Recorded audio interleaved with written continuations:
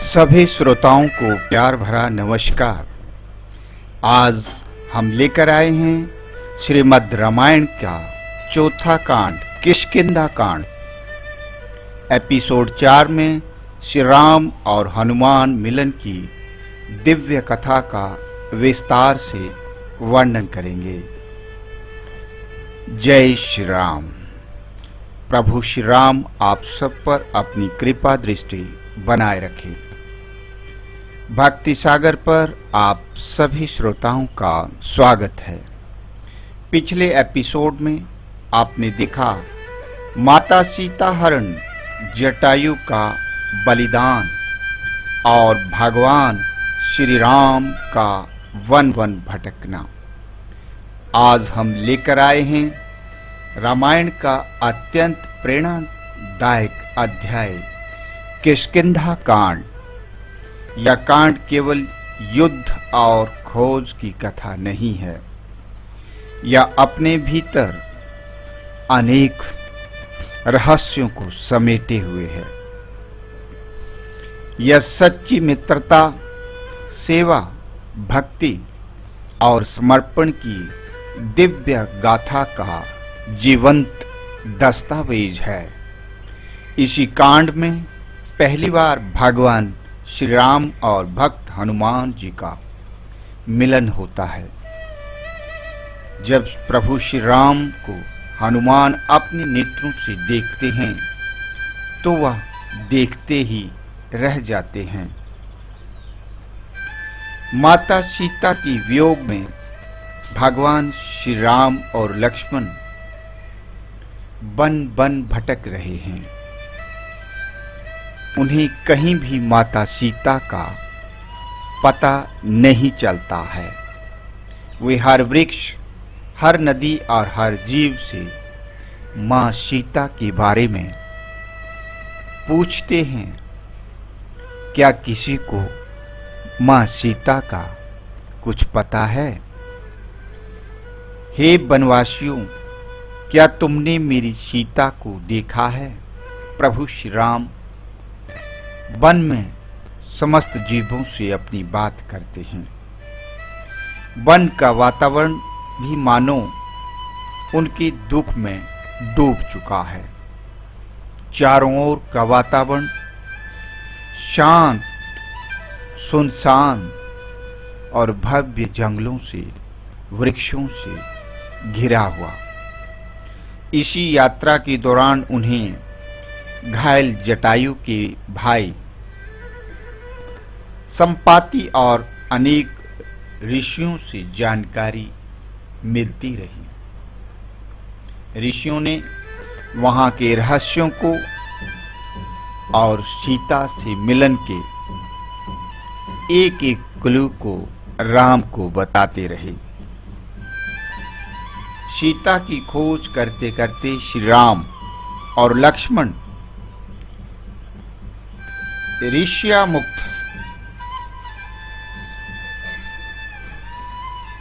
पर्वत के पास पहुंचे। वहां पहुंचकर उन्होंने चारों तरफ अपनी दृष्टि को घुमाया। वहीं वनराज सुग्रीव अपने मंत्रियों के साथ रह रहे थे। सुग्रीव अपने भाई बाली के भय से छिपकर जीवन बिता रहे थे। प्रभु श्री राम ने जब उनसे उनके वहां रहने का कारण पूछा तो सुग्रीव ने दूर से श्री राम और लक्ष्मण को देखा तो वह भयभीत हो उठा। उसे लगा कि उसके भाई बाली की कोई सेना उन्हें पकड़ने के लिए आ पहुंची है। यह देखकर सुग्रीव कहता है, ये दोनों धनुष बाण धारण किए हुए कौन हैं? आखिर इस बियावान जंगल में आखिर कौन हैं? कहीं बाली ने इन्हें मुझे मारने के लिए तो नहीं भेजा? सुग्रीव के अंदर भय और डर इतना ज्यादा था कि वह किसी को भी आता देख अपना शत्रु ही समझने लगते थे। तब उसने अपने सबसे बुद्धिमान और प्रिय मंत्री हनुमान जी को उनके पास भेजा।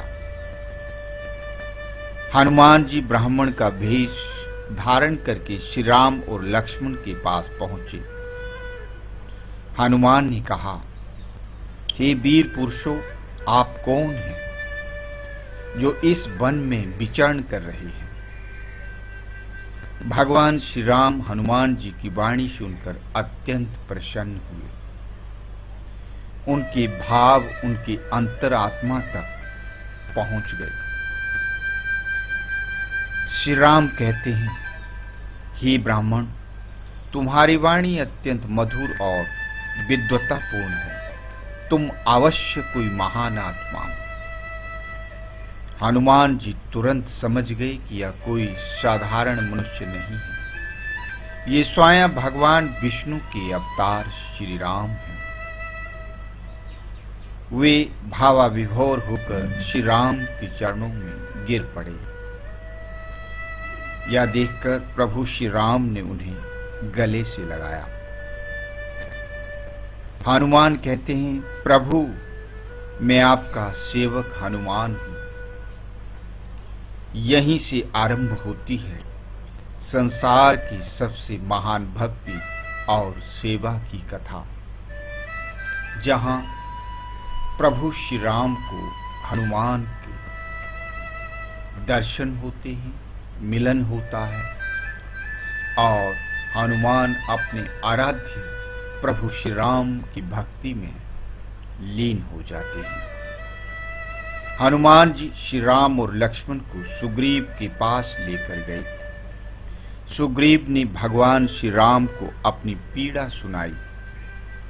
अपने भाई के अत्याचारों से प्रभु श्री राम को अवगत कराया। सुग्रीव की आत्मिक पीड़ा को प्रभु श्री राम ने महसूस किया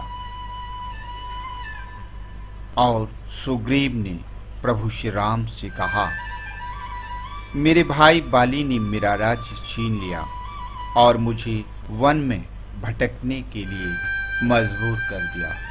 वह मेरी प्राणों का प्यासा हो चुका है। मैं किसी तरह उनके भय से इस जंगल में छिपा हुआ हूं। भगवान श्री राम ने सुग्रीव से कहा, मित्र, अब तुम्हारा दुख मेरा दुख है। अग्नि को साक्षी मानकर श्री राम और सुग्रीव की मित्रता हुई। सुग्रीव ने श्री राम से सहायता मांगी। जब बाली और सुग्रीव में संघर्ष होने लगा, तब भगवान श्री राम ने बाली का वध करने का निश्चय किया। सुग्रीव ने बाली को युद्ध के लिए ललकारा। भयंकर युद्ध आरंभ हुआ। युद्ध की गर्जना से धरती भी कांपने लगी। दोनों भाई समान बलवान थे। पहले युद्ध में श्री राम बाली और सुग्रीव में अंतर नहीं पहचान पाए। तब हनुमान जी ने सुग्रीव के गले में पुष्पमाला पहनाई। दूसरे युद्ध में जैसे ही बाली सुग्रीव पर भारी पड़ने लगा, भगवान श्री राम ने एक दिव्य बाण चलाया। बाण सीधे बाली के हृदय में जा लगा और बाली की मृत्यु हो गई। घायल बाली ने श्री राम से कहा, हे राम, आपने छिपकर मुझ पर प्रहार क्यों किया?